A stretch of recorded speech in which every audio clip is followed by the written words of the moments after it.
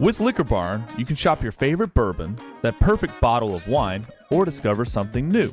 To place an order for pickup or delivery, download the Liquor Barn app, visit liquorbarn.com, or call your nearest Liquor Barn location. Follow us on social media and subscribe to our email list for all the latest news on products, promotions, and events.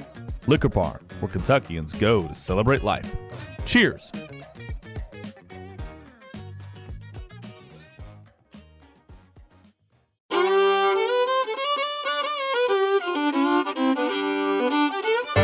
Welcome to the Bourbon Life Podcast, your source for all things bourbon.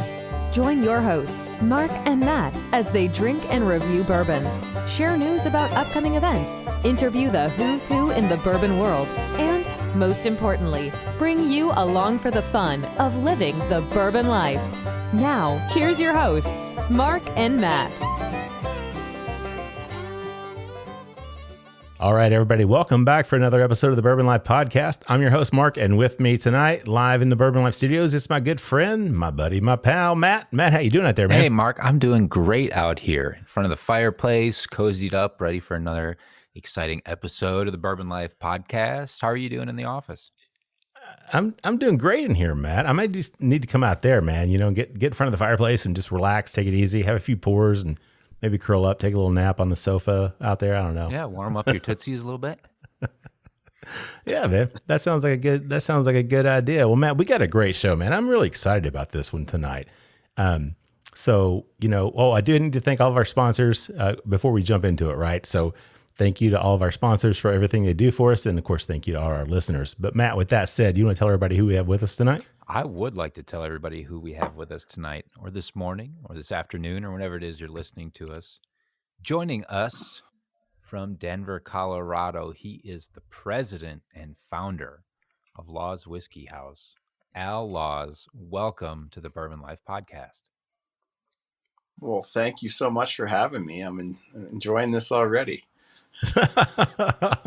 Well, that's good. Hey, I'm glad that you're happy to be here. I am. Because, when you get a guest that's not happy to be on your show, it usually turns out to be a pretty shitty show. Oh, man. Who would do that? Who would not want to hang out with us, right? I mean, come on. Exactly. Sitting around two chatting, drinking two some fun bourbon. guys from Lexington drinking bourbon from, what else could you ask for on a Tuesday night, right? Amen. Mm-hmm. Well, it's funny because today is actually our third anniversary. Al, we released the very first podcast that we ever did on this date 3 years ago. So this is kind of a special occasion for us. So I'm happy you're here with us to celebrate our third. Well, happy anniversary. Hey, thank you. Yeah, thanks, man. I appreciate that very much. The first show, it took me about 12 hours to figure out how to edit and mix it because I didn't know what the hell I was doing. So this one, hopefully, it'll be a lot faster, man. So we'll be good. Well, hey, better you trying to figure it out, because if it were me, we would still be waiting for me to edit it and figure everything out. We'd still be waiting on episode 1, right, Yeah, Matt? That's right.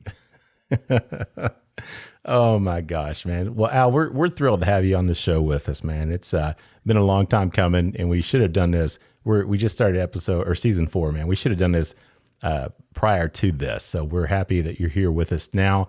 And we're really looking forward to tasting through what you guys have sent us to enjoy. So before we jump into that, would you like to tell everybody what we have poured up for this very first round? Oh, yeah, for sure.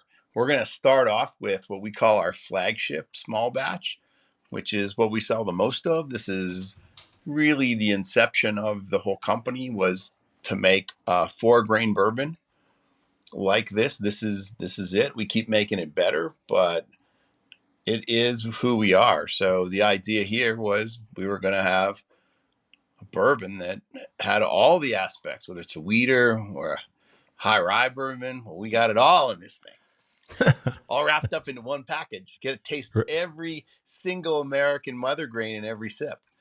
Corn and rye, then the wheat, and then it finishes with the barley with the cool nuttiness. So all this stuff is heirloom variety grains. So we've been working on that. We're really focused on grain flavor at Laws. And, we didn't want to make, Kentucky makes great bourbon. Like, we don't need to make the same thing that Kentucky makes. So we want to be a little different, add to the fabric, or our marketing people call it the tapestry of American whiskey. Those marketing people, man, they're so creative. Sounds better than my fabric for sure. But yeah, the idea was to make something different and to ascribe to all the highest standards of making bourbon. So this is Very it. cool. This is what we set out to do to start, and we've continued to make this better. And the batch you have in front of you today is batch 28, which is another stair step for us in just how we put out our whiskeys. So this is our first attempt, or I don't think it's necessarily attempt. It went really well, but to add a little bit more depth to what is typically a 3.5 year old whiskey, aged in 53-gallon bourbon barrels, char number 3, all the great stuff, all Independence Day barrels. And that's what we've been putting out for a lot of years. So, but you're usually typically getting, all barrels from the same age group. And so within a 2 or 3 month period of each other. So what we did this time is we did that. And then we added over, under 10%, but 10-year-old barrels to it. So this is, I know it's different, but to us, it's like we get all the things that we like, all the kind of fruity kind of notes, plus grain forward and not a lot of barrel influence. And then the tenure adds the barrel influence like sprinkles. It's really quite nice. It adds to the back end of the flavor profile. Gotcha. And this is our new thing going forward. Okay, so this will be the standard profile then. So you'll have the younger barrels, but then you'll throw in some of the older 10-year-old or somewhere in that range then. Yeah, because we have the stock. Like we would have done this years ago, but we didn't have the stock. We've only been around. Well, we're 11.5 years into what I think is a 20-year journey. To establish a bourbon brand in America today, it takes a long time. If you're not going to take the shortcuts, it's going to be something that you have to do slowly, and that's our approach to things. Gotcha. So now so we talked about the age. So in terms of mash bill, can you kind of go into specifics on that just so everybody knows? Because you mentioned you get the 4 grains in it, but can you kind of break that down percentage wise? Absolutely. So it's a lower corn recipe. So 60%, and then 20% wheat. And it's a Centennial white wheat, not a typical Bavarian hard, grown here in Colorado, and it's, Centennial State, Centennial wheat. Nice.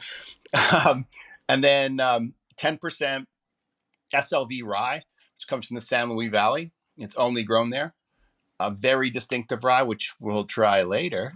Okay, great. Yeah. And Matt's excited. Matt's a big rye guy, man. So he's thrilled with that. Matt, this is going to be fun for you then. Perfect.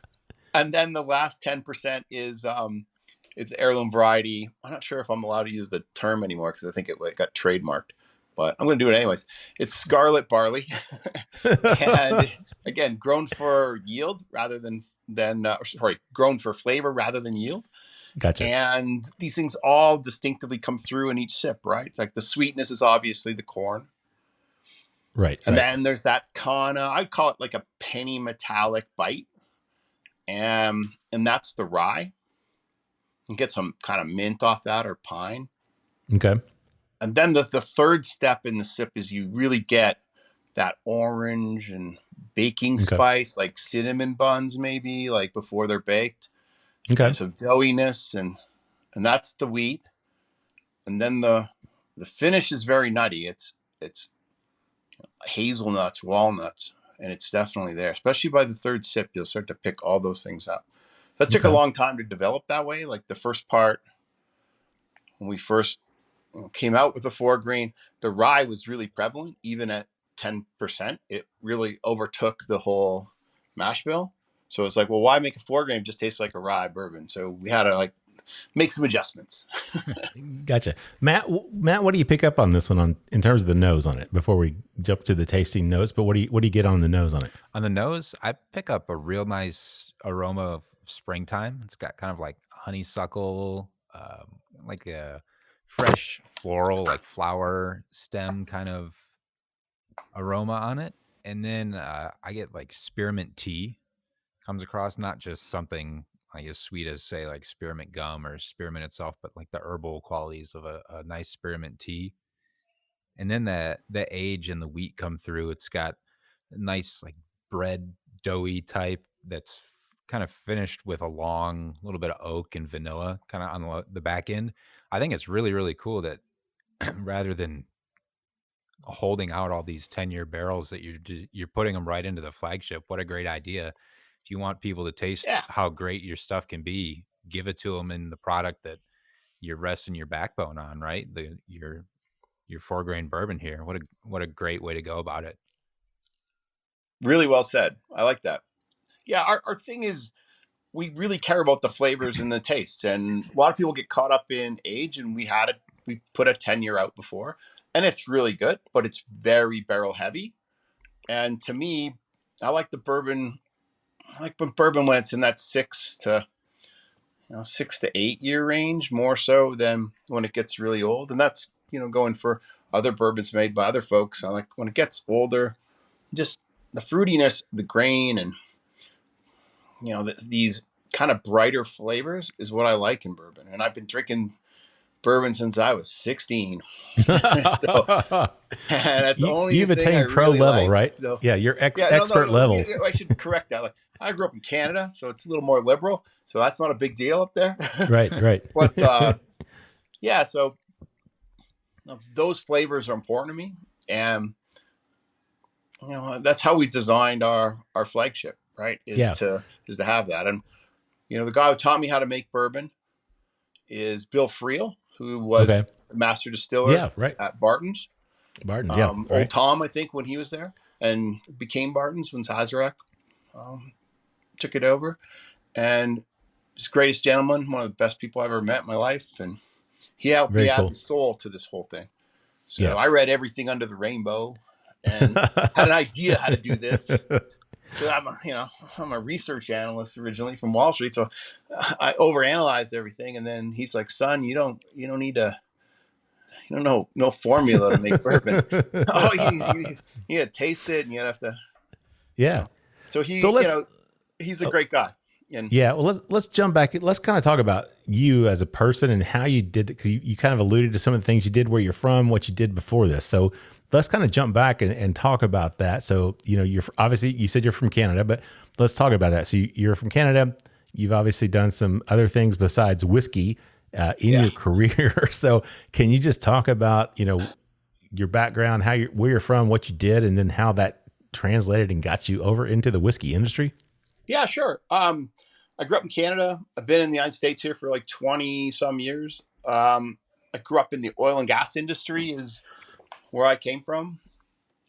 In Canada, I grew up in Alberta, which is Canada's Texas. And I worked on Wall Street doing oil service companies, doing what I call equity research, sell-side equity research. Did that for 15 years. Loved it. I've never done anything I didn't love. So that's one of my things that I'm grateful for in my life. I'm always going to do what I love. But I don't want to die at my desk either. So, quite a few years ago now, I was like, well, what do I want to do next? And it had to be something that I loved. And I'd say, anyone who comes on your show is going to go, oh, I'm passionate about this. And I'm like, yeah, I'm passionate about it, but I'm actually obsessed with it. So bourbon, American whiskey, always been my favorite. And, I had a huge collection here before COVID. And then, I don't know if it was the air that sort of evaporated for some reason. I'm not sure how, but I had to keep throwing those bottles out and they were just gone.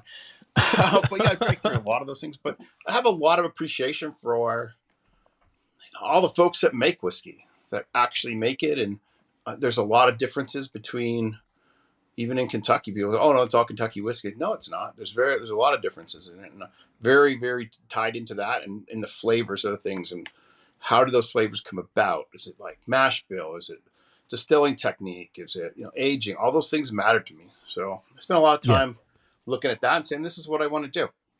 And we had moved out here to Denver, Colorado on a transfer from my company that I work for, and this was not dissimilar from where I grew up in like Calgary and Edmonton, Alberta. And we're like, well, we could do this here.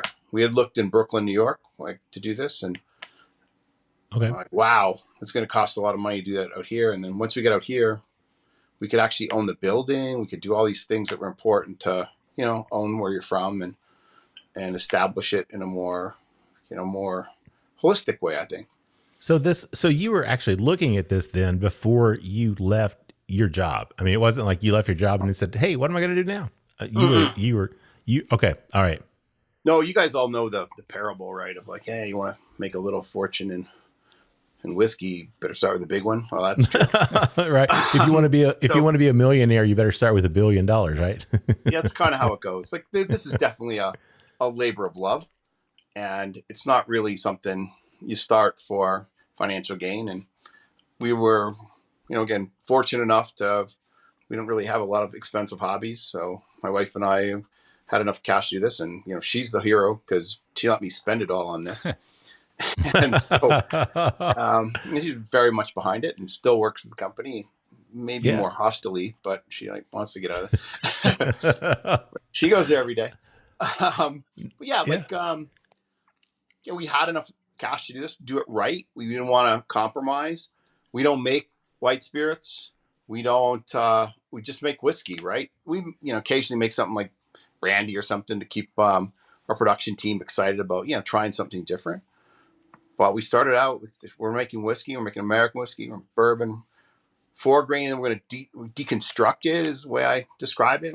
So move to full grain or 100% mash bills of single grains made the exact same way. So then you can start pulling things apart. And again, it's the geek kind of side of things for us. Right. And I'm saying this is the flavors that these grains provide. Like, isn't this interesting?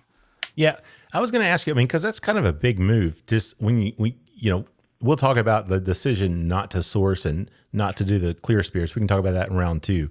But just the decision, since we're drinking the 4 grain bourbon, that's a big decision. That's a big choice to say, hey, I'm not going to just start with a wheated bourbon or a rye bourbon, et cetera. Yeah. I'm just going to start.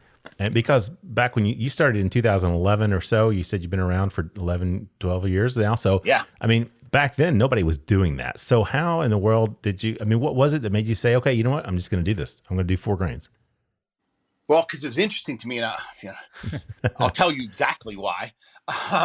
Please do. Woodford Reserve had started their master series. Right. And I think their second or third one that came out was 4 grain. Okay. And I loved it. It was super grain forward. It had a real richness to it that I was like really attracted to. And I'm like, why is there not more of this out there? Like the grainy notes you could tell they were different. You're like, oh, there's that or that. It was tough to pull apart, but you could. And so that was an inspiration to me. I would go try to find that stuff. I still would try to find it. If I saw it on a shelf anywhere, I pay a lot of money for that, and I don't really like doing that.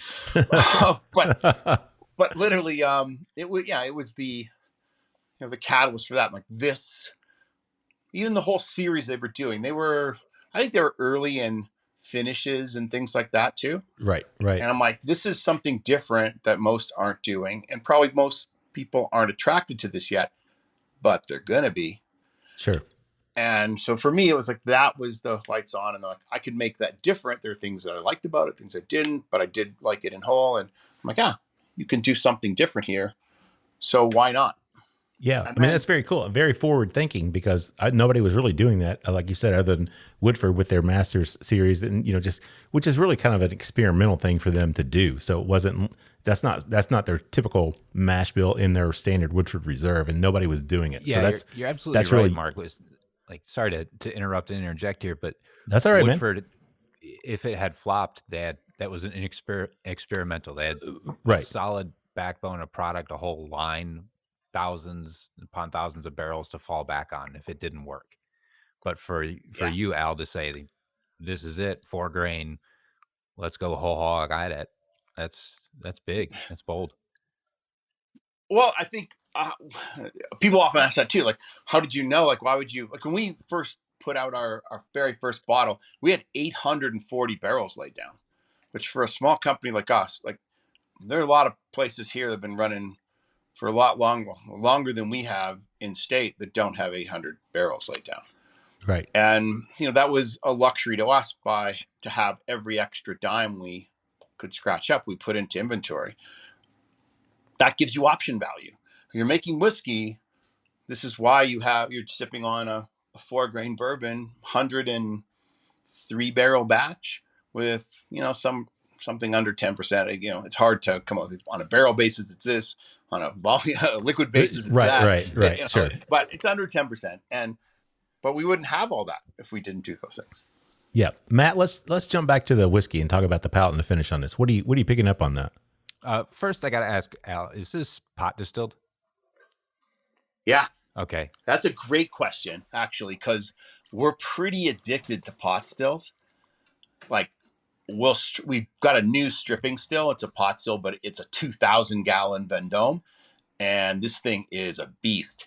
But we could have got a column still and stripped with that, and I'm like, I still want the grain being there, being heated for 5 hours and letting off its essence, right? Like, I want to cook it on grain. It's cooked on grain, it's fermented on grain, and then we strip it. We want it on grain, not just ripping through the column and have the steam take the alcohol. We wanted to have the essence of those things impart something on it, which gives it a big richness. Right. Yeah. Those and then everything we do is sour mash too. So very nice. I can absolutely show you the difference between, synthetic sour or real backset sour, and you will always pick the real backset sour. Always. Yep. Just way richer. And it's because of the grain bodies. Mm-hmm. I ask because very as nice. we're sitting here, the nose on this is just like completely changed and opened up so much more. It's like some of the younger notes and the older notes are now coming through on the nose. There's more of that playful youthfulness of like sweetness of different grains and different herbs, but also I think more of that oak backbone, that older whiskey is coming through also on the nose. But on the palate, I get a lot of like sweet tea, a lot of mint and herbal tea right up front. Mm-hmm. Then there's you talked about a brightness. To me, it's like a bright stone fruit, kind of like apricot or some sort of like a tangerine kind of citrus type stone fruit. But then I'm actually noticing the wheat really shining through on this. There's like really nice bread crust, really nice dough, just this like really rich, mouthful, oily flavor of that. And then that nice roasty, nutty finish that you were talking about comes through with the barley. There's almost like a little chocolate and a little spice to finish it off on the end too, I think, from some of that rye. It just hits on a lot of notes. It's got it all over the place. I love it. Matt, you got to come and like write some of our copy. I was gonna say, Al, with that kind of description, there's nothing I can add. I mean, there's just, I just sit here and go like, Matt, just take it, man. Well, it's good. It's all there. All of those 4 grains really have their moment to shine in the palate. They do, right? Yeah. Yep. And it's important. Like, we're making American whiskey. These are the grains that American whiskey's made out of. And you got to highlight them. You got to respect them. And, we don't just know where the grains came from in Colorado here. We know who grew them. And we know, the ethics and, ethos of those folks is in here too, right? This is a value-added farm product. Yeah, seriously. I mean, it's like the days in the 1700s, right? You got these wonderful farm products, and now you can do something really creative with them and turn them into a delicious whiskey. So that's great. Before we wrap up round 1, though, I'm going to ask you this question because you don't refer to yourself as a master distiller. And I think I read somewhere that like nobody, I think you don't have anybody in the facility and nobody in the brand is the master distiller. So can you kind of talk about that, the importance of that to you, that you don't use that designation? Yeah, I respect the term a lot. And when I look at someone like Bill, he's a master distiller. Did it for 40 some years, made everything. He's a chemist by training. He deserves that title. What we do, and a lot of smaller independent distilleries do, someone rolls in and they give them the title, and I think it's a title that has to be earned. And so our production team, we have a head distiller that's more like, well, he's been doing it for nine years, or he's done for a long time too.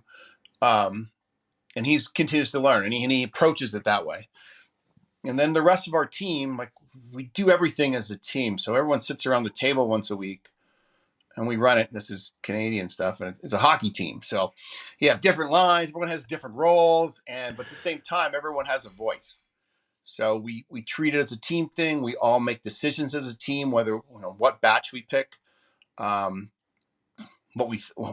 we think we should drift the batch, or hey, we want to do this time, or to do that this time.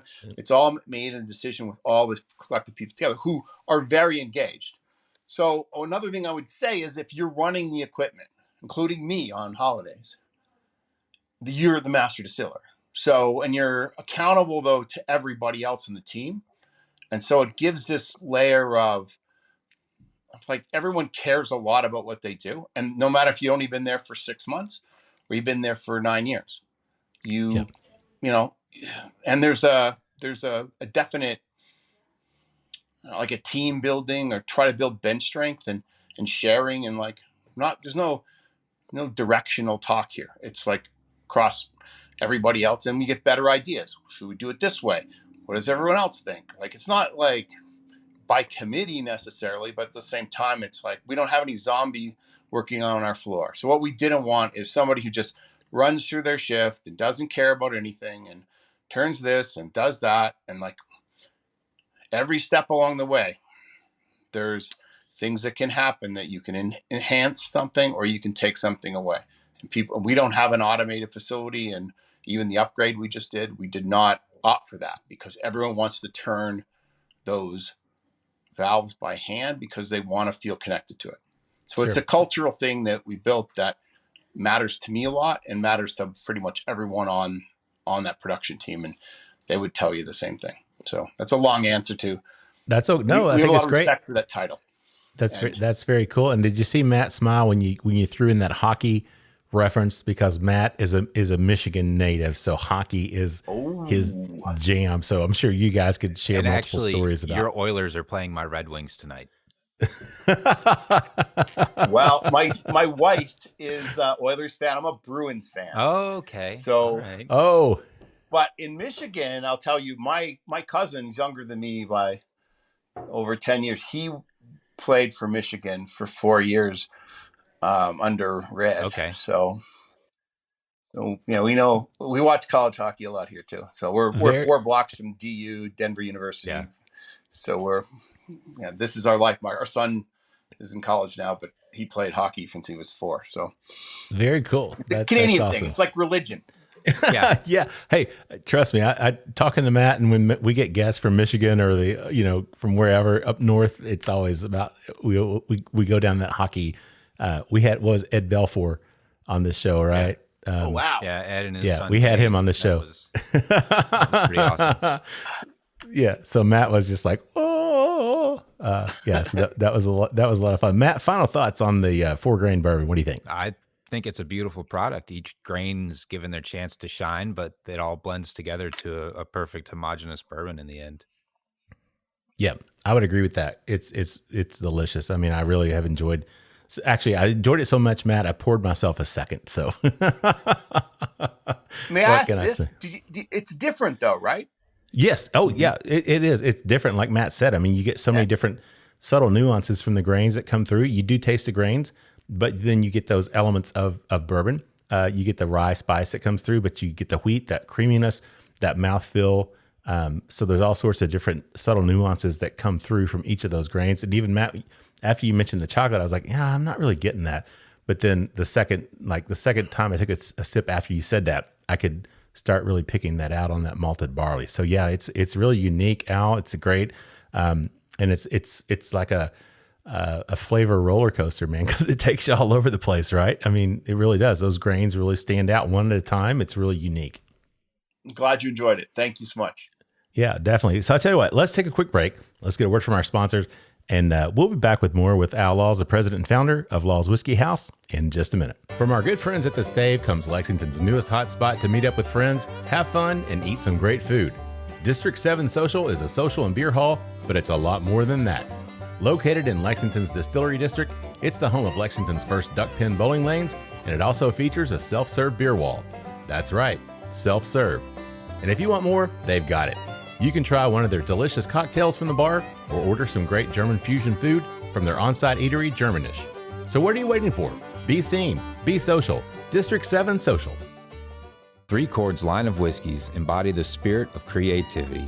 The whiskey is a true collaboration between producer and composer Neil Giraldo and master blender distiller Ari Sussman. The Three Chord team of expert blenders, coopers, and sensory professionals have developed a multi-step process they called Perfectly Tuned Taste. This process begins by carefully selecting the finest bourbon and rye whiskeys from Kentucky, Tennessee, and Indiana, and then blending them together. Find out more about the whiskeys and distribution in your area at www.threechordbourbon.com.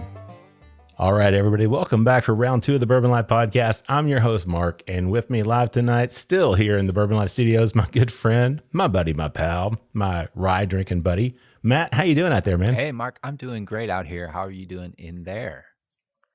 I'm doing great, man. Living the dream, living the bourbon life, I should say. That's right. Right? Yeah, we're having a good time, man. I'm excited to do this show. I've been looking forward to this one for quite a while and excited to finally get it on the schedule, man. So like I said earlier, this is a show we should have done some time ago. So I'm happy that we've able to get this set up and we're able to finally do it. So I do have to thank all our sponsors, right? So thank you, sponsors. We appreciate everything you do for us. With that said, Matt, you want to tell everybody who we have with us tonight? I would love to. Joining us from the Mile High City is the president and founder of Laws Whiskey House, Al Laws. Al, welcome back for round 2. Wow. Round 2, I made it through. That's right. Or period 2, since you guys are on the hockey kick, right? We got That's right. That's right. It's the second We got period. three periods, so we're in the second period now, guys. So let's kill it. Al, do you want to tell everybody what we have poured up on this second period tonight? Yeah, you have something so special to me and special to our production team, especially. A lot of the specials and specialties in there. This is our first kind of foray into blending, marrying, whatever term you want to use, of our own whiskeys. Before, we hadn't had this opportunity because we didn't have the depth of inventory, right? And now this summer we came across this and we said, we're going to put this out as our Origin Series release this year. And it is a vertical marriage of 4-grain. And we wanted to, just like we had in the last sips, which was like our regular 4-grain with a topper of 10. This is more integrated. And our intention here was to give you the full range of what the 4-grain can be in one glass. So it has about half this is 3.5-year-old whiskey, which is really what the base of the flagship has always been.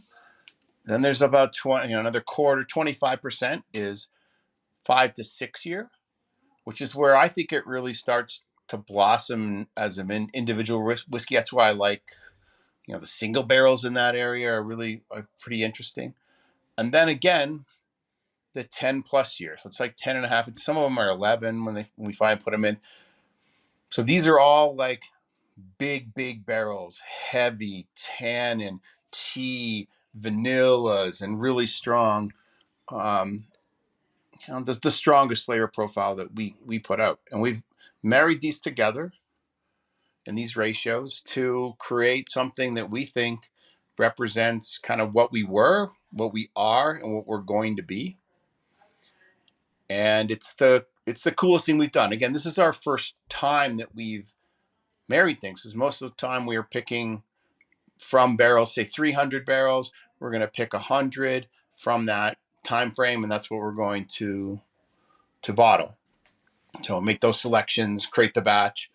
This is different. This is like looking through our history. That's why it's an Origin series, and coming up with something a little different. And this took us a considerable amount of time because, I could tell you we're experts in everything. We're not, clearly. We're only been around 11 years. So, but we're trying things. And this inspired the batch 28 that you had at first. Like, this works so well that we're like, okay, well, let's add let's add tenure to the batch and see how that goes. But so let me know what you think. Like, Yeah. it's at 118 proof. So that's what I was going to ask you. Yeah. Because the first one we had, I think we forgot to say, I think it was 95 proof. Is that right? Correct. Yeah. The 4 grains. And this one jumps up to the 118. So we are drinking higher proof. So Matt, what do you pick up, man, in terms of the nose on this one? Well, first off, just looking at the glass, this is so oily. It is clinging like crazy. Yeah, look at those legs. She's got legs. It's just absolutely gorgeous in the glass. And the nose is so full. It's got such a rich, deep nose at the start. Like those big, sweet caramels and vanillas, like everything that you would get from the older whiskeys comes across. But God, I love the notes coming through from the younger stuff as well. There's that brightness. There's some citrus, like a little bit of orange peel, little orange zest comes across. Kind of some of the playfulness of the like youthful notes on the bourbon. There's that spearmint comes across again. That spearmint tea. It's almost like a rock and rye cola type note that I pick up on the nose too. I think like a little bit of those like darker cola flavors and some cherry coming in there as well. God, it's just absolutely incredible. The nose is really, really great. Yeah, Matt, it's funny because you were talking about the differences in that you were picking out the grains. You can still you can detect a little bit of that youth in it, like you can with that 4 grain, not the youth, but you can detect the grains, right? So you can smell those, but it's almost like it's hidden. Like it's like you have to lift this blanket of cherry and older notes, the caramel, the vanilla. So it's like there's this like big, nice, thick blanket of vanilla, cherry, caramel, and you lift it up, and then you can still get those grains that we got off that original 4 grain at 95 proof, which is younger. But this just has so many different, so many different flavors to it. But it reminds me of one of my favorite bourbons. That's a higher proof, and that comes out of a place here with their initials that are H&H. But because I pick up that cherry flavor, that vanilla and cherry combination, and with the higher proof, it really hits right on that special, part of my palate, at least the nose. So I can't wait. I've not tasted it yet, man. So I'm going to hold off on that. But nosing it reminds me of a lot of one of my favorite bourbons. Yeah, I think you're. So you guys realize that here, when things are aging, we get a lot of the barrel influence out early because it's not just heat. We're in an upper mountain desert here, so it's hot. We get the heat during the summer. We keep our rick houses warm during the winter too, so they stay active, like the barrels are working. Mm-hmm. But one thing that a lot of people don't realize is that we're right up against the mountains. So this front range positioning, the barometric pressure swings here are not slow and even. They're rapid and erratic. So when you have that happen, and you know how the barrels breathe, right? But they're restricted breathing. So pressure changes, heat, all those things matter. They matter more seasonally, but the barometric pressure thing is something that we can't control, but is affecting our barrels almost every day. So because they can't breathe, right? You have a full barrel, change in pressure while it's trying to release the pressures. And well, it just forces the whiskey into the wood deeper and quicker. So you get a lot more of those wood elements out of the barrel soon, which doesn't mean, and this is not me telling you, oh, well, that means that we don't have to age it longer. No, hard no. Maturation has more than just infusion, right? There's infusion. Right. There's oxidation, other that's things. Right, oxidization, and then the breakdown. But all those chemicals, if you will, all those elements are there early on. Okay. So you're going to get different types of tannin-like flavors that are really attractive, and they happen earlier, but yet they're not mature because the oxidization hasn't rounded them off, so they're sharp. So the differences in the flavor from the first one you had, well, you had some 10 in it, was that those things were a little sharper. And I would say now, and this is pretty high proof, and even at high proof, those flavors round out a bit. Yeah. Because they've been in there a long time. Yep. Yeah. I mean, that makes perfect sense. So, Al, let's jump back and talk about the process, because I'm just intrigued by this, because I'm an attorney by trade, been practicing for longer than I care to admit. But the guys that jump out of these industries, the guys that are working these long hours and do these things, and they make that decision that they're going to jump into the whiskey industry, I'm always just fascinated and maybe somewhat jealous by that decision. So let's talk about that, man. What was it in 2011? I mean, or leading up to that, that made you say, "This is it. I'm gonna leave, my industry finance, the Wall Street job, the company, and I'm gonna just pursue this full time." Mostly it was just, I had done that and loved it. And now I wanted to do something else that I loved. And I wanted to see if you could do it. That's probably the basest way to say it. Can you make something that appeals to you and all your the sensory things that matter to you? And can you build a brand and do it the right way and not be in a hurry? And so it was kind of an easy step in a way. We started doing this. I would go in there at 4:00 in the morning, run a batch, and then go to work. And then my wife would go down and then move that from the cooker into the fermenter. That's real. Like for 6 months, that's what we would do. So we didn't make maybe 10, 12 barrels a month to start, but we were, again, dialing stuff in, using this yeast, using this technique. And in those 6 months is where we decided that it would be better to change the cooking technique to allow the rye to go to the background a little bit and let some of the other grains come through. So, it was a slow process of doing that. Yeah. But at the same time, you're like, well, this is what I want to do. And it's going to be just as big of an adventure as anything else you do for work. It wasn't I thought it was retirement, but it wasn't. This is really hard work. Like everyone goes, "Oh, it's so fun that you did." Like, this is real work. It's different work. It's not 90 hours a week, and something happens in the market, and you have to have an opinion in 10 minutes and be 95% right. That's a different kind of pressure. This was a much slower thing. I had to slow my thinking down in terms of I opened the first barrels, guys. I can't tell you how many times I opened them every week. Yeah. And I'd show her, look, it's changing. It's changing. She's like, stop the barrels. Yeah, I would. Nothing's changing. It's got to be there for years, not weeks. So, that's a transition period for me. It's like, okay, I got to calm my jets here and, yeah. have some more patience. You guys opened in 2011, right? Yeah, our first batch was made on July 4th, 2011. Born on the 4th of July. That's awesome. I'd read that somewhere. So that's pretty significant though, right? I mean, it's not just a happenstance. Well, we were able to do that because we were trying to do it the month before, and the inlet for the steam and the cooker was undersized, and we had to have Vendome come out and resize it because we couldn't heat the water up.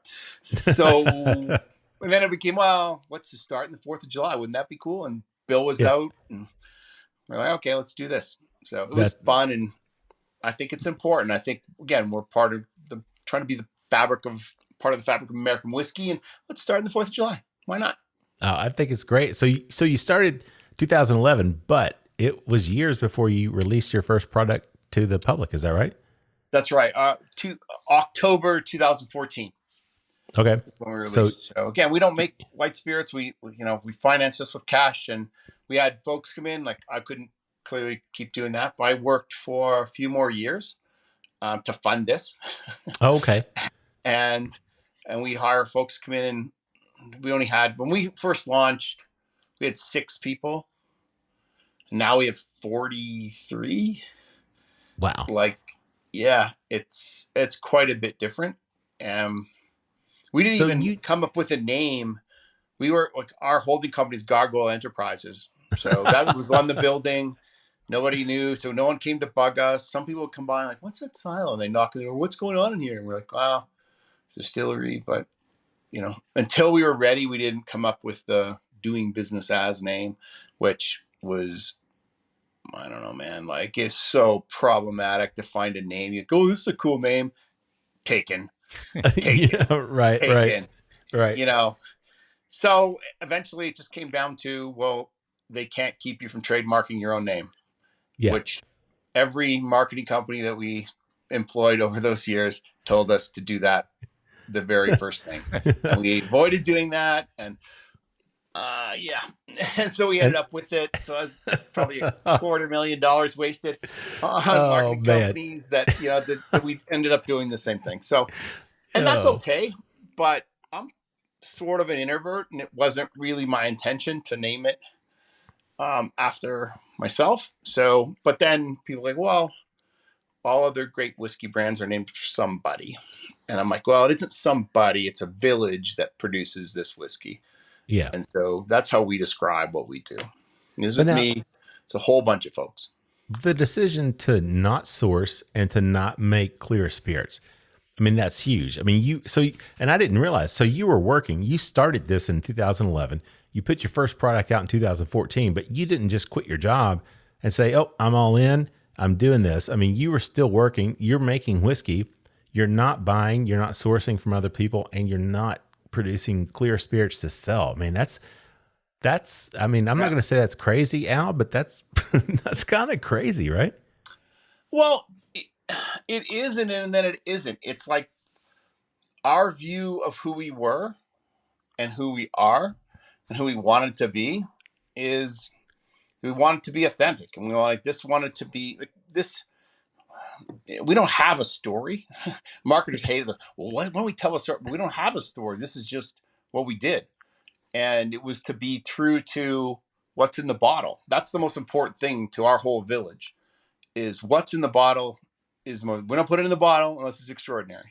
Yep. And we're not, oh, well, we need more. If we need more and we don't have more, then we're going to wait. And it's what, this wasn't this was an obsession project. So it needed to be right. It still needs to be right today. So we continue to follow that path. And nothing has changed from our business plan 12 years ago. Like it's just, this is what we're doing. It takes longer than you think. And anytime someone comes with a suggestion, it's like, oh, when we do this, and you're like, you look around the table and go, does anyone think that sounds like a shortcut? Hands go up. Like, we're not doing that. Yeah. So there are no shortcuts is a thing in our company. That's huge, written on the wall over our production area. And it's written on your arm if I have seen and read correctly. Is that right? Yeah. Too bad we don't have definitely written on my arm. Yeah. We don't have video, but you've got that tat. I've seen that in images, and I was going to ask you about that because that's kind of the slogan of your whole distillery is there are no shortcuts, right? It is, yeah. And anyone you talk to there would in some point tell you that same phrase and talking to you about it. Yeah. Which is great because it reflects in your attitude and the way that you do your products. There's no question about that. And speaking of products, Matt, let's jump back and talk about the Intention Straight Bourbon Whiskey. What do you think in terms of the palate and the finish on this one? The palate on this one, I get a lot of like really dark honey right up front on the palate, like a caramelized honey. Good sweetness, but it's nice and bold right up front. Then that influence from the wheat comes through, that rock and rye cola, like that cherry and that cola comes through for me on the palate. And then there's like some sweet stone fruit, which I can only think is like a fig jam or fig preserves. But then that figgy pudding. Figgy pudding. Gotta love it, right? Hey, Matt, bring me some figgy pudding, man. Come on. Well, then to talk about things that are then brought, that the younger bourbon in this comes through and brings those bright herbs and the orange and the clove and baking spices. But really, like you get all these nice, beautiful, dark, rich flavors. But then I think the younger product in there really adds some brightness to it, and the the herbs come across, a little bit of that herbal tea, the orange zest, a little clove, baking spice with it. And then that rye on the finish, nice, long, peppery, warm, really great. Does not drink or nose at 118 proof. I think this would be a dangerous one. Oh, Matt, I agree with that, man. This would definitely be dangerous. And I think we've got like a 100 mil. So we're going to be able to kill that one pretty quickly, but we're going to have to find a 750 on this one, I think, because I agree in terms of what you said with the, the youthfulness comes through just like on the nose, there is some youthfulness that comes through. You get those, I hate to say youthfulness because people misinterpret that, but you do get the grains. You get the influence of those grains, you get the flavors from the grains, but again, it's buried underneath that blanket, like I said, of those richer, deeper flavors that come from that older bourbon. I think that comes through. The cherry, like you said, Matt, that you said it's the rock and rye, cherry cola, whatever.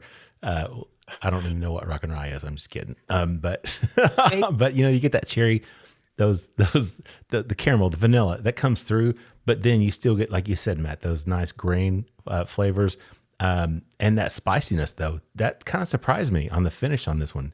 That comes through, like you said, that rye spiciness on the finish, that does kind of linger and gives you that nice sensation of peppercorn, nice spiciness on the finish. So, Al, this is another nice, very nice pour, no question about it. And again, it drinks so much easier than 118. Goodness gracious.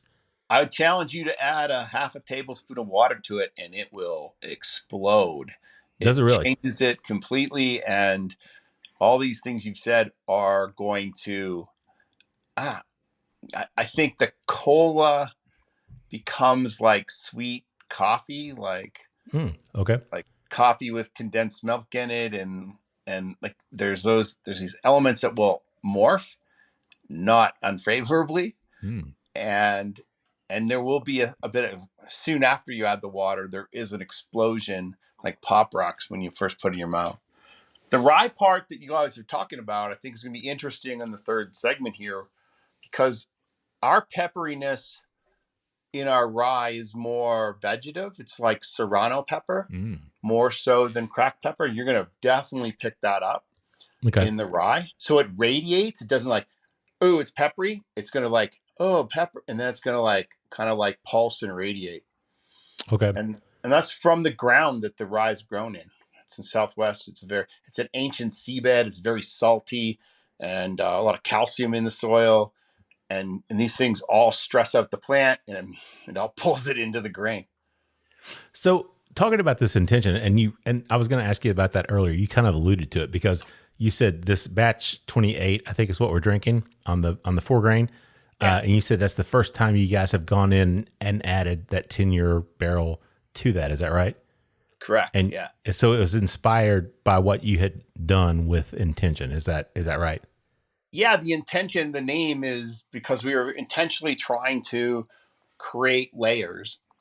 And then also when we were creating the layers, our intention was to give it some brightness because we have 10-year. We still have a few bottles of that in the tasting room that's for sale. And it's really big for those who like the woody bourbon. They're like, oh, this is so good. And like, well, to me, like I said earlier, I kind of like the fruity, less barrel influenced, grain forward stuff. That matters to me. So we need to preserve that at the same time as adding some depth to it that is, well, unusual, quite frankly, but it highlighted what we are, will be, have been.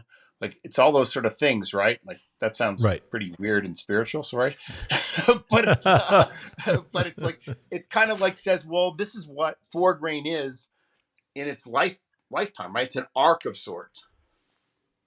No, that makes perfect sense, and we appreciate that explanation and your insight into that. It made no sense, right? No, it did. It made sense. Matt, did it make sense to you? Because it made sense to me. I've been drinking tonight, and it still made sense to me. Makes perfect sense. There you go. So, Matt, we're at the end of round 2, but before we wrap it up, man, give me your final thoughts on the intention. What do you think about it? I think it's absolutely delightful. Really, really wonderful. Big and bold, but also blended expertly. You can tell that a lot of thought went into this, and it wasn't just slapped together. It hits on every level. So it was Well, done I'm intentionally. going to tell my my head distiller and my head of blending and barrel manager that, because we ruminated over this for a long time, and like we aren't blenders, like we haven't done that before, so we're trying to add this to our repertoire. Yeah, but we're taking it slow. So take it slow and learn something from every step. Because just like we don't have a master distiller, it's because we haven't reached that yet. So sure. Well, you know what? 20 years from now, when you guys reach that point, we'll be here and we'll be happy to have you guys back on the show, and we'll talk with your new master distiller. awesome. Might be the same person. It might be this. I was going to say it may be the same guy, right? So He's definitely moving that way. Yeah. That's awesome, man. That's great. All right, guys, let's take a quick break, get a word from our sponsors, and we'll be back with more with Al Laws from Laws Whiskey House in just a minute. The Stave Restaurant is a bourbon lover's paradise right here in the heart of bourbon country. Located at 5711 McCracken Pike in Millville, Kentucky, between Castle and Key and Woodford Reserve, Chef Kyle Klatka prepares amazing food each day that features an elevated Kentucky-inspired cuisine. With a full-service bar, great bourbon flights, and signature cocktails, the Stave is the perfect place to catch up with friends after a fun-filled day of touring local distilleries. Be sure to check them out online at thestavekentucky.com or at Instagram and Facebook at The Stave Kentucky. All right, everybody, welcome back for the third and final period of the Bourbon Life Podcast. I'm your host, Mark, and with me still here live in the Bourbon Life Studios, otherwise known as my basement, is my good friend, Matt. Matt, how you doing out there in front of the fireplace? Mark, I'm doing great. It's nice and toasty out here. I'm having a good time getting nice and toasty with some great whiskey as well. Yeah, I was going to say, I'm getting nice and toasty here as well, Matt. So this is a lot of fun. You want to tell everybody who we have with us tonight? Absolutely. Joining us and back for round or period number 3 is Al Laws, the president and founder of Laws Whiskey House in Denver, Colorado. Al, welcome back. Oh, thanks again. Drop the puck. Let's go. That's right. Oh my God, all these whiskey references, man. Is there a pitch anywhere close by? I mean, can we get our boots on and play a little football? Come on. My daughter sent me a picture of the Nuggets game the other night, and it's at the same place where the Avalanche playing. Like, hey, how come the ice is yellow? Oh man, you hockey guys! I'm telling you what, man. Are they still at the Pepsi Center? Yeah, they call it Ball Arena now. Okay. I call it Pepsi Center all the time, and everyone corrects me. But yeah, the makers of all those aluminum cans now is the sponsor. That's right. I think that was happening right around the time that I left Colorado. I remember hearing about it. Anyway. Well, Al, welcome back to the show, man. We're glad and happy that you hung around for period number 3 here. We've had a great time so far tonight. So let's round it out, finish it out with pour number 3. Would you like to tell everybody what we're drinking on this third period? Yeah, I got through the first 2, no injuries, no penalties, pretty good. Third period here, we're going to go into something very special to almost everybody in our village, and it is our San Luis Valley Straight Rye whiskey. There's nothing else like it in the country. It's made from heirloom grains grown, almost 8,000 feet above sea level in an ancient seabed. And so different soil conditions, hot during the day in the summer, cold at night. So a lot of temperature swings. This is a winter rye. So it's planted in like October, November, and it comes up. Sometimes if it's warm winter, we haven't had that here, but sometimes it'll start coming up in like February. But, snow cover comes over it, drops it back down, starts sprouting sustainably in April, and then they send the goats out. The goats eat it all down, and so that's an important part of it. Get the goats to eat it down, and then pull the goats off, and then let it grow. This is 100% rye whiskey. So Okay. there's no malt in it. At the beginning, we made it with malt because the rye hadn't matured the right way. So our farmers it was new to them. The rye was new to them because it was mostly a cover crop that you've tilled in. And then we were like, well, we like this. And they're like, well, would you make rye to this? I'm like, yeah, we'll try that. And oh my God. I think the farmers I'm sure it was their first statement was when they tried the whiskey, this tastes like the rye field when we're harvesting it with the dust and everything. This tastes like it. It's like got that umami, if you will. It's Sure. the soil, it's the terroir, it has all that thing. So that was our first indication that this was something pretty special. This is aged. The minimum is 3 years, but there's nothing close to that. So almost everything in here is a 4-year-old barrel. Okay. So our first bonded rye whiskey was a 4-year-old rye. This would qualify as that. So this is where we started in bonded, but this is now our flagship. It's at 95 proof. It's half of the mash bill is raw rye, half is malted rye. Okay. And the rye is malted on the farm. They're like the first craft malting company in the country, I think, from 15 years back. And so we can modify that malt working with them. They'll like, would you want to try this? Do you want to try that? And it makes for something, again, you can't really describe this rye. One of the problems with describing any of these things is in bourbon, you have an idea typically what bourbon is supposed to taste like, or because of all of us trying all these things. Rye is a really crazy whiskey in that there is no definitive rye. This is what rye tastes like. And this is yours either here or there. That's not true. Mm-hmm. Rye is whatever it is. That's just what I love about rye. And the exploding number of people making rye across the country, and they're all different. This is beautiful for a geek in whiskey. And so we're proud of what we make. It comes from a particular area. It does have real terroir. This is Colorado, man. You're tasting the flavor of Colorado from the soil all the way up to the environment it's grown. We're treating it the same way, where it's a sour mash rye for sure. Okay. So Aged let's talk about that. Let's talk about the 100% rye, because, you know, we've had people on the show talking about distilling it and how the difficulty when you're dealing with a mash bill that is 100% rye mash bill. And, you know, we can kind of make this a two-part question, because you're in Denver, so you're distilling at a completely different altitude than what, you know, we're familiar with here in Kentucky or right across the river over in Indiana or wherever. So, you know, you've got this 100% rye mash bill that you're distilling, but then you're also in this completely different environment. Can you kind of talk about both of those factors and how that plays into the creation of this expression? Yeah, rye isn't fun to distill. No one will say, that's my favorite thing to distill. It's very gooey. It has a lot of surface tension.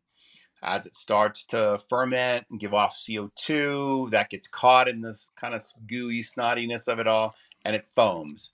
And it foams big and it foams quick. We've used, you know, certain cooking techniques and then also enzymes that break those beta chains to keep the foaming down. More of a process thing, if anything. And it still foams.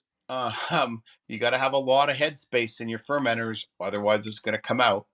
But it's tough. It's a tough thing to ferment. We found that it ferments really fast at the temperatures we use. And so it explodes when it starts. So it pips, and then shoots right up.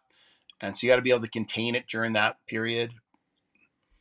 Afterwards, It calms down. And then, you know, as it rests out, when the bricks are low, and it really starts to gain some round flavors to it. And we like the raw rye because it gives it that earthiness. The malted rye in it gives it's a little bit of brightness and definitely homogenizes some of the flavors, which is important to have a base or a skeleton, if you will. But we don't cross marry grainier. So every year our rye is slightly different. We'll get tests on it through the farm. Okay. Like, here's how much protein's in it. Here's what, like, all the different things that affect it. And we are trying to capture that. We're not trying to fight against it.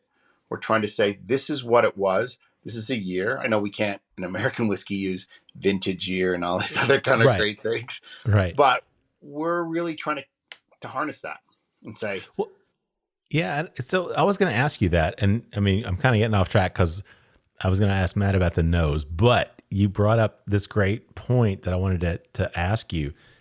When you guys are blending and you're doing this, you've got these barrels, whether it's your bourbon or your rye, you're doing these different batches. Are you trying to find that baseline taste from batch to batch, or are you saying, hey, these are the barrels we have, this is what we're going to blend together, and let's just see where this kind of takes us? we would like to be the latter, but we don't. We go through, again, for a 50 barrel batch of rye, we'll go through over 100 barrels.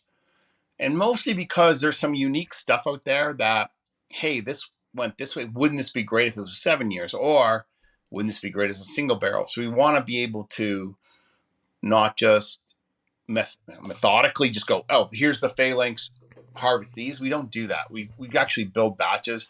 We build them off that core flavor that you mentioned. That's exactly how we do it. And then it's a question on, do we tilt it to dry and spicy? Do we tilt it towards fruity and sweet? Like, we'll make those decisions.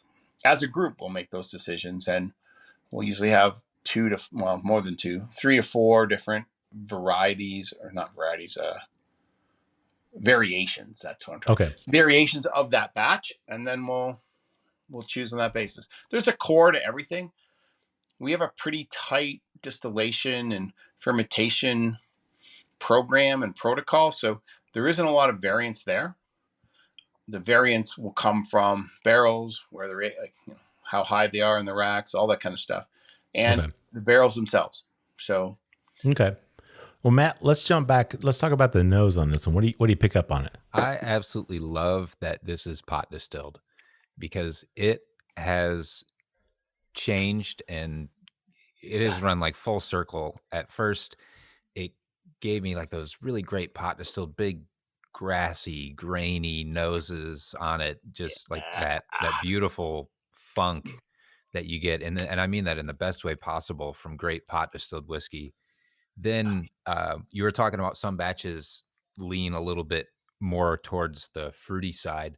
I hope I'm right in thinking that this might have been one of them, because I get a lot of green apple, like really crisp, really bright green apple, almost like a sweet, like those sweet green caramel apple lollipop type flavors. But then it leads to like it's cinnamon apples from there. And then like the final thing that I was really picking up on the nose is a little throwback to Colorado here, but like the Palisade peach on the back end of that nose. There's that quality to it, but just really complex, really beautiful. God, I love rye whiskey. Hey,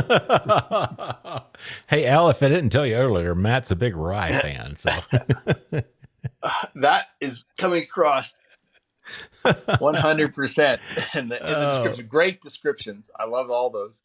Yeah, it's a heavy whiskey. The mouthfeel is really oily. That's because, we're not chill filtering this. This is what it is. This is a tough whiskey to cut, to get to 95 proof. It's very tough. If we let that barrel go to 8 or 9 years, and I just recently had a sip of one of our friends' 9-year-old barrel, and you couldn't cut that thing from 130 to 95. There's no way. It would cloud. It would just destroy it. It would not, because there's too many oils in it. You definitely have to chill filter it to get it that low. This is like really rich whiskey. And, rye in itself is supposed to be peppery, perfumey, sweet, sweaty, almost salty. Sure. It's like licking the neck of your perfumed lover. That's rye, right? Oh, man. What Dancing a great salsa, descriptor. Yeah. Right?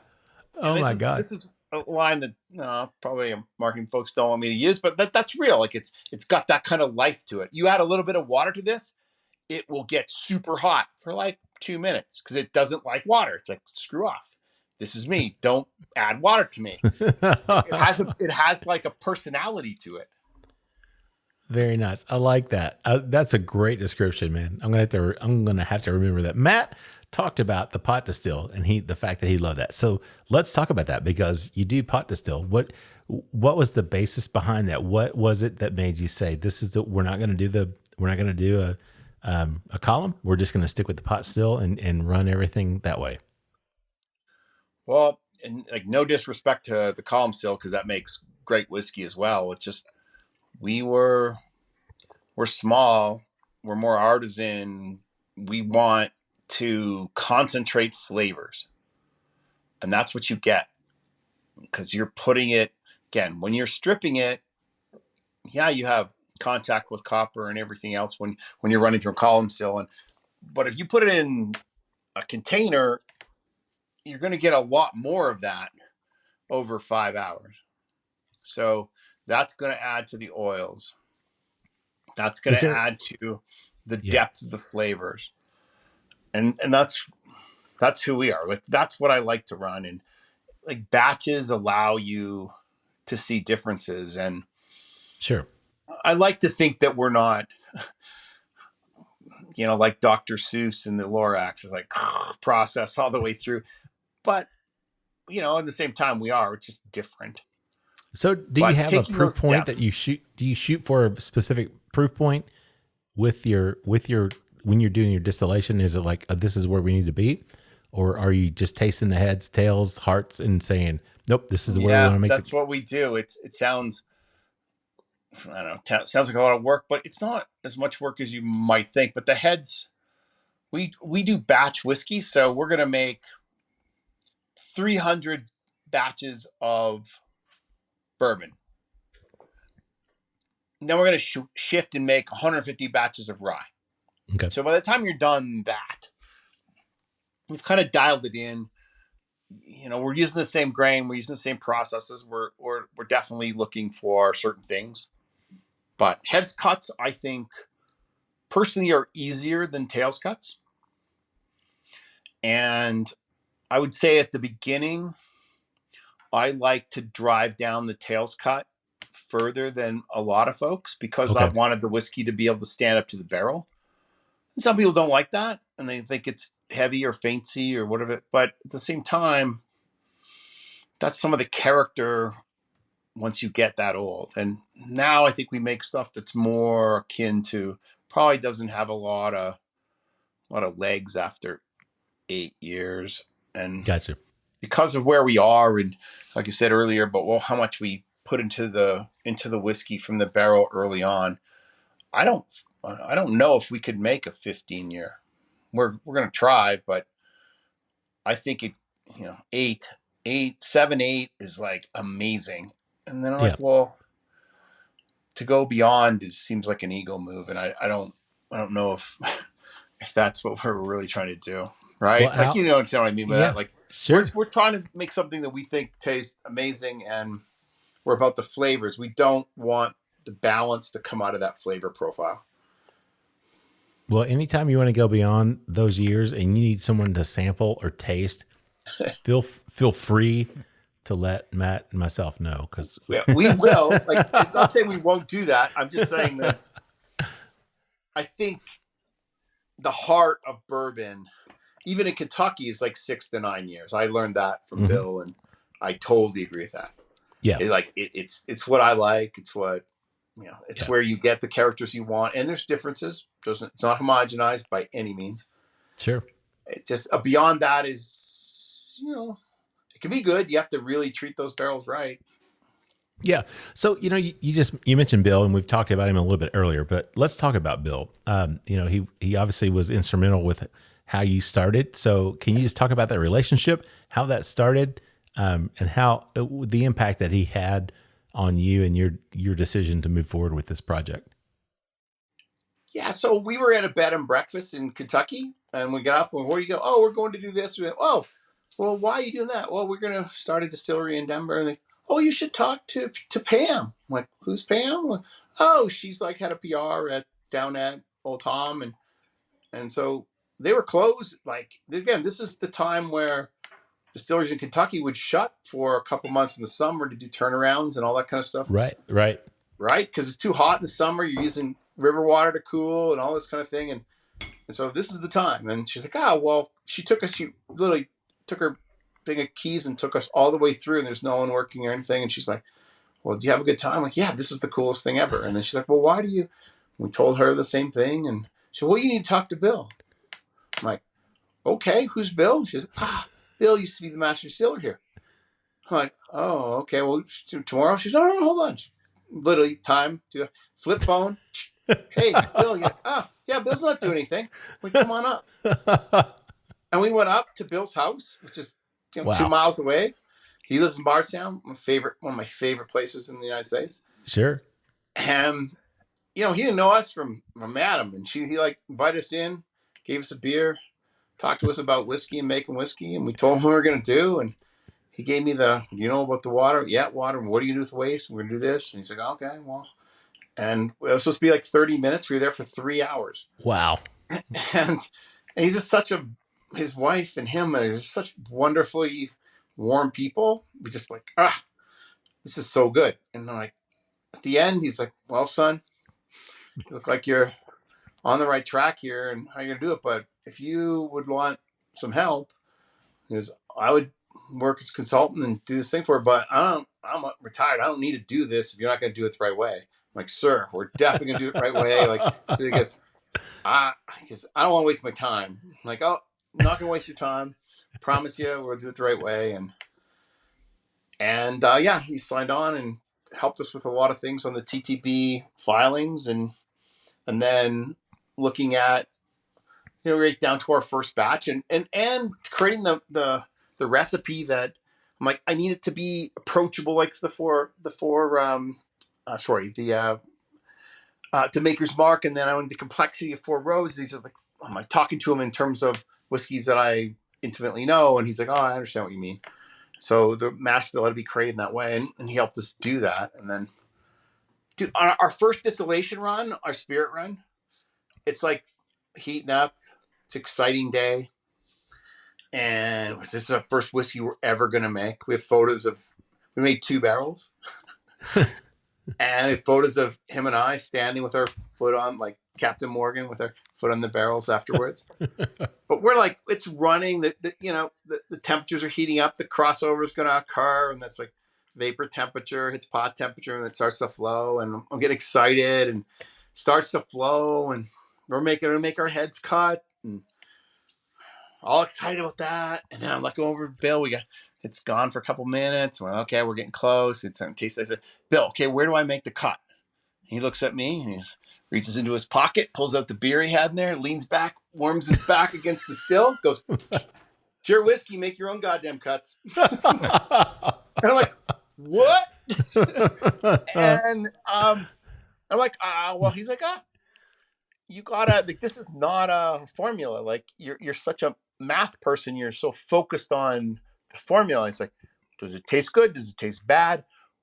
What do you want? And quickly, I just did math in my head, like, this is how much volume. And then I took my phone out and, okay, there's this. And say I made a 5% head cut. That would mean this much at this proof. And so that's what I did. I didn't like tasting it, but I'm like, did it mathematically. And he's like, well, did you feel good about that? I'm like, no, because all I did was right. You tell me what it is. You go, well, start with that. Taste what that tastes like. Taste the heads. Step back. Next time, make a 4%, if that's how you want to do it. And that's how it started. And eventually you get comfortable because, if you've never done it, how are you going to be comfortable with it? I wasn't. Right. And it took some time and then, got comfortable in my own skin doing it and knowing that I had good advice. Like it all came down to, 3 years later, it was okay. It turned out okay. You've called him your bourbon Yoda. Is that right? Yeah. This is my Yoda. Because also there's a good story there. He would never answer a question. He'd only ask you more questions until he's like, well, what do you think? I'm like, well, I thought about this and this. He says, well, have you thought about C? I'm like, no. Well, if C was a thing, what would you think? Well, I would say, well, then this would be this. Seems like you got yourself an answer. There you go. So you became a Jedi. I don't think so, but yeah, like that was cool. And we had him back and did training for our distillers.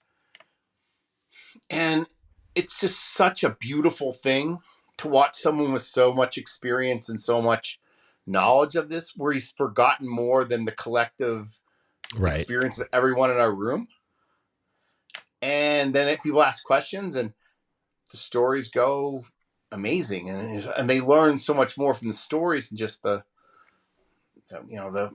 clinic that he was giving. But the clinic helped, but the stories are what really resonated with. And some of those folks still work for us, like half of them do. And these are, passing on this stuff generation to generation is really pretty soulful. Yeah. We're very happy and very, I don't know, we just feel so good that he came into our orbit and our lives. And I saw him in November. When we open our tasting room, which we're building right now, it's more of an event center and a real destination thing that goes with our distillery. A lot of folks open distilleries in their tasting room first and then a distillery, and we're not. We're a commercial wholesale distillery, and we have now got to a point where we feel comfortable enough to add a tasting and tasting room experience at the same brands, the level of our brand expectation. And we should open that in the fall. But, we want him to come out for that and hoping to get him out for that. But, it's up to him and sure. Whether he feels good enough to come. He's 88 right now. Right.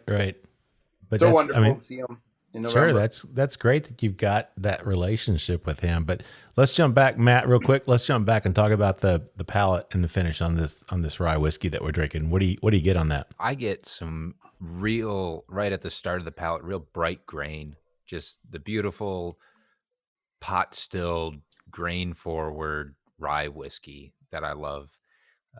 Then it's got a nice like rye bread, rye dough, reminded me of my days in the bakery. Then that vegetal spice that you were talking about, Al, comes through.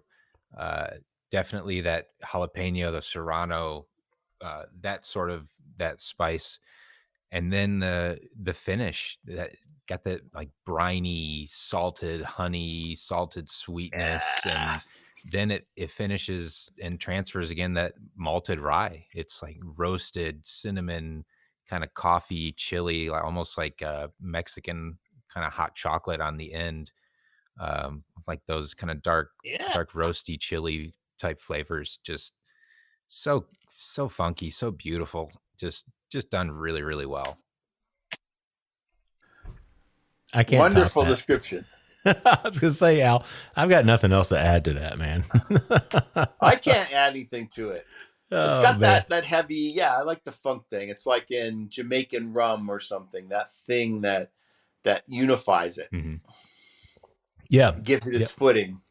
Yep, I agree. So, Al, let's talk about the future, because we're close to the end of round 3 here. We're running over a little bit, but it's such a fun conversation, man. It's like, damn it. Do we got to stop? But you got to, all good things have to come to an end at some point, I guess. We could do a round 2 at some point, though. I think that's going to have to be something necessary that we're going to have to do. So let's talk about the future. Let's talk about things that are going on. What's that look like for you and for the brand?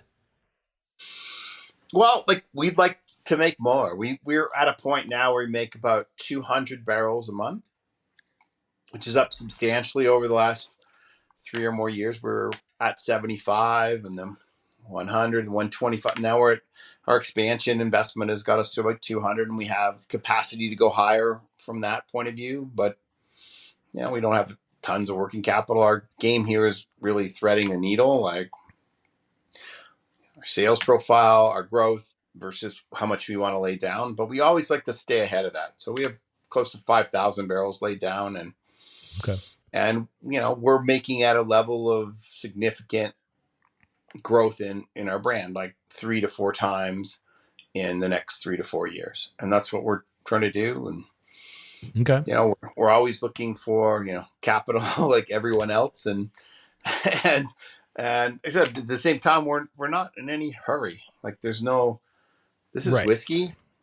And I just, every day is fun and hard and everything else, but it's still whiskey. And, I'm looking at barrels we're harvesting now, and our kids are out of college or in college, and they were 10 when this stuff went. It's pretty cool to look at life through an aging whiskey barrel. I'll tell you that. Yeah, no doubt, man. I mean, I can't even imagine, being in that position where you're laying these products down and getting to watch them to grow up and mature and figuring out how to, utilize those and use those in the products that you're putting out. So I'm going to ask you a question before we close it out, but what's been the best part of this journey for you so far? Oh, that's an easy question, man. Like, when I look around our village and the people that are on our team, that are in it, living it, as passionate or obsessed about what we do, from folks that are driving a truck, dropping waste off, to putting stickers on bottles, who are sales folks out there selling it and getting people excited about it, to our amazing production team. That's it. This is what whiskey is, right? Right. Sitting around sharing something with folks and, slowing the world down. And yeah, the most pride that oozes out of me and my wife is always, look at the freaking great village we have. That's awesome. What's responsible for this whiskey. Yeah, that's a great answer. And again, I can't imagine that feeling that you have in terms of what you guys have put together and the people that you have working for you. That's really amazing. So Al, before we close it out, where can people find more information about your products, and where can they find your products?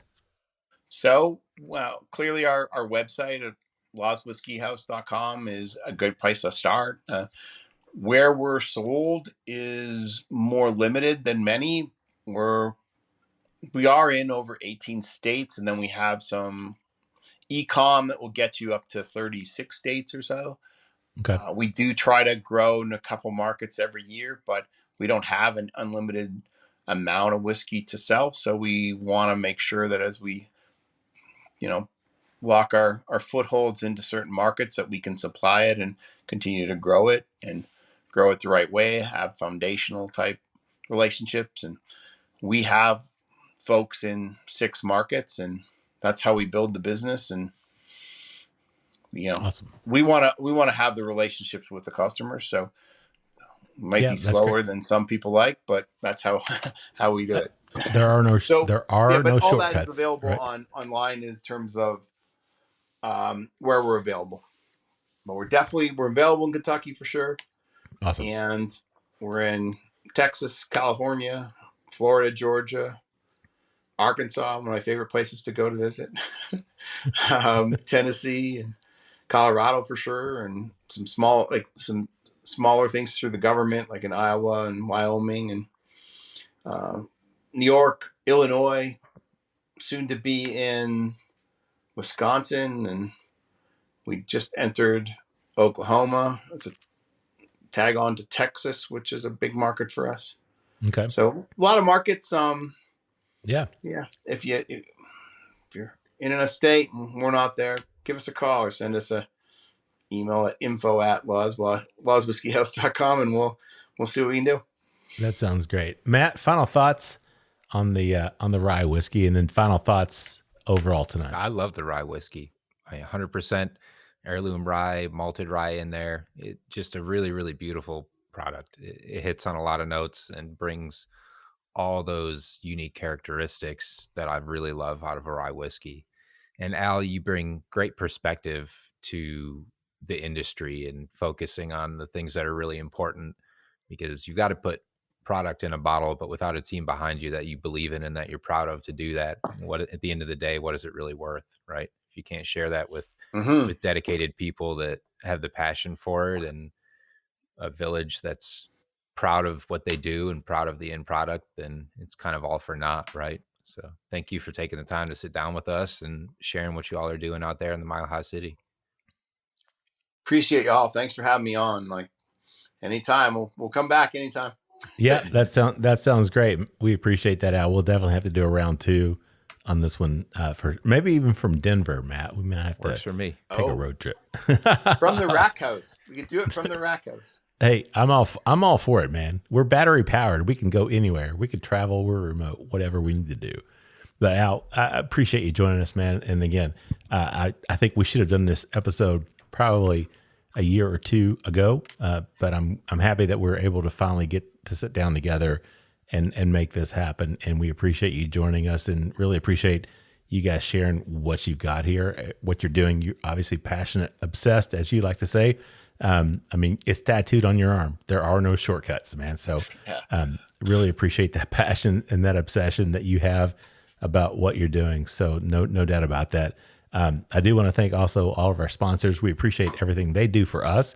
And we also appreciate you, our listeners, whatever time of day it is, like Matt said, wherever you are, whatever you're doing. Thank you for taking the time out of your day to listen to the show.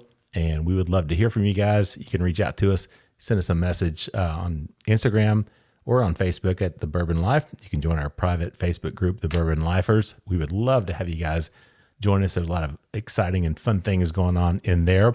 You can also email us at thebourbonlife@gmail.com. We would love to hear your suggestions for show, any questions that you might have. We'd be happy. If I can answer them, I'll send them to Matt. Matt always has great answers to questions, so we can send it to Matt. And if you'd like to leave us a review on the podcast, we would really appreciate that as well, as long as it's positive. Don't leave us any negative. No, I'm just kidding.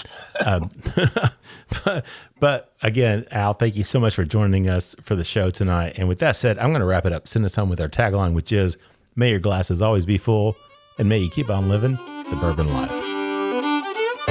Thank you for joining us for this week's episode of the Bourbon Life Podcast. Our mission at the Bourbon Life is simple: to share our passion for all things bourbon with you every week. And we'd really love to hear your thoughts on how we're doing. You can find us on Instagram and Facebook at The Bourbon Life. You can also contact us by email at thebourbonlife@gmail.com. And you can always find us on your favorite podcast platform. If you have a moment, we'd love it if you would rate us and give us a review.